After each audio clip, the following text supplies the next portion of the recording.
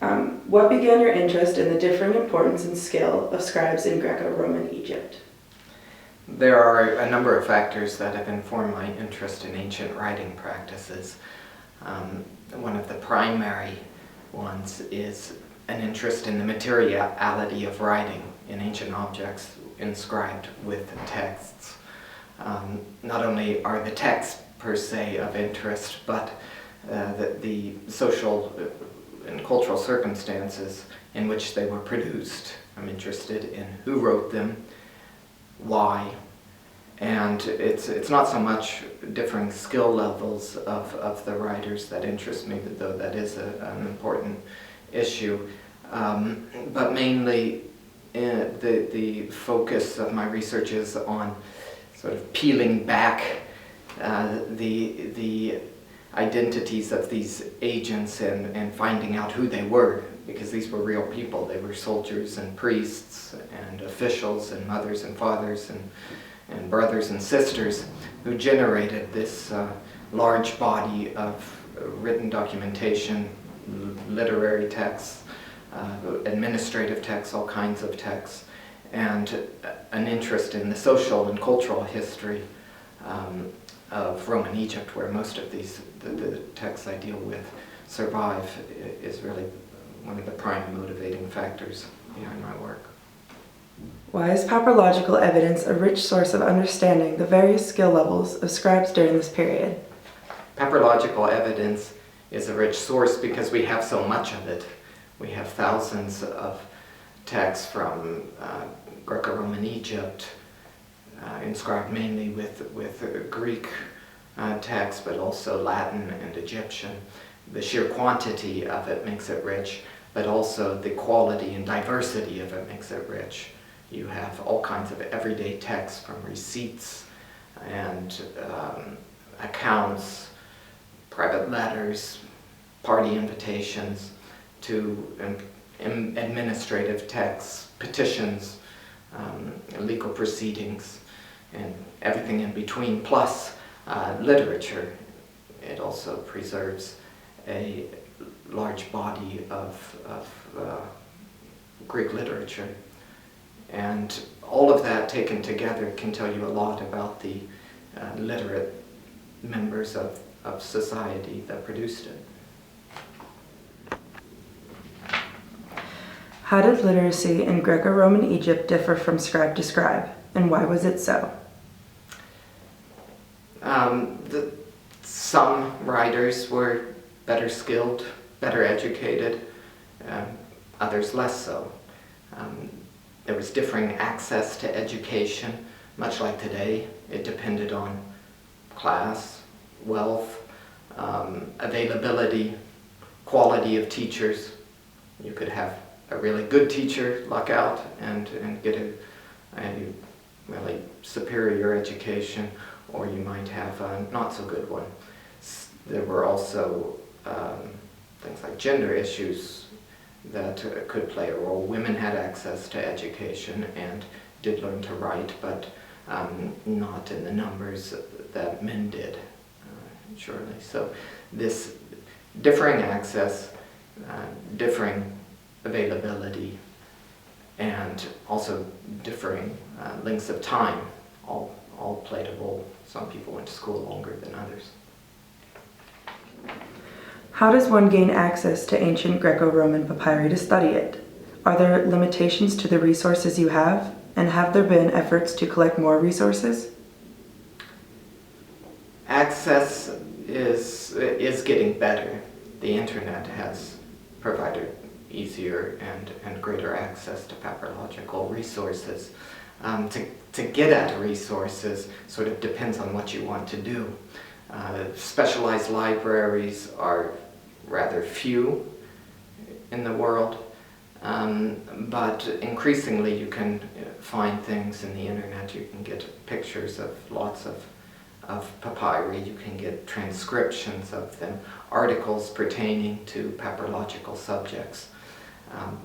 Papyrology has been engaged in digital initiatives for a long time that have made a lot of this available.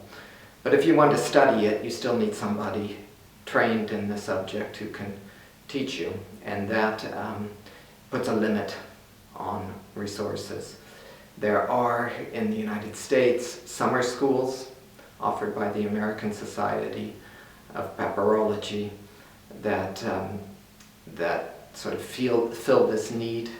They're conducted in different locations each summer, go for 4 to 6 weeks, and they have played an important role in training people in papyrology and getting scholars to feel comfortable with papyrological resources, and by doing that have enriched their scholarship, I think. And then there are also people at institutions in the US and in other countries who are trained papyrologists, who teach papyrology, who supervise papyrological topics.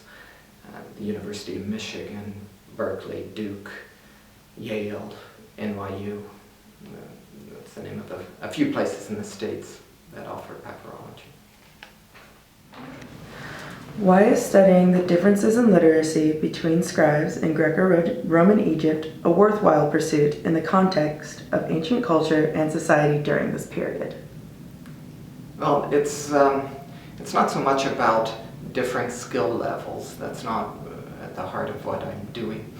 I'm more interested in the practical application of schooling, of education in antiquity, how people who were literate used their literacy and numeracy to get ahead in life, to live life, and just how that was important to them. Great. How does the Center for Hellenic Studies aid you in your research efforts? The center has been great. The library is very good. The access to things online that's provided by the library is also excellent. But more than anything, I think it's the opportunity to take time to think about a particular subject, to get away from some of the distractions of home institutions, and to be around people who are interested in Hellenic, Greek subject matters broadly read, and who thereby enrich one's own research, even if they're not doing anything that related. What can be learned about ancient literacy from the study of papyrology that transcends information we've collected from classical authors? Papyrological texts are sort of education in action. There are many school texts that survive that show us what kids were learning in school, what kind of curricula existed, if we can even talk about curricula. These things distinguish papyrological resources from what we find in classical authors. Also, the sheer body of everyday text is informative about how literacy was then applied in life and what role it played in society, culturally, politically, and so on. These things we don't always get in classical authors. You intend to create a database of hands who worked as scribes. How does this identification process further our understanding of literacy and literary texts, papyri or otherwise? Studying hands and putting names to hands helps us more clearly understand who was doing the writing. Not only their names, but the names are often accompanied by titles, and we can learn from that through a collection of data about individuals who were writing, more about offices they held, what offices required an ability to write, and what social, economic and social levels these people existed at. So it's more about, again, understanding the individual than seeing his level of literacy. Good.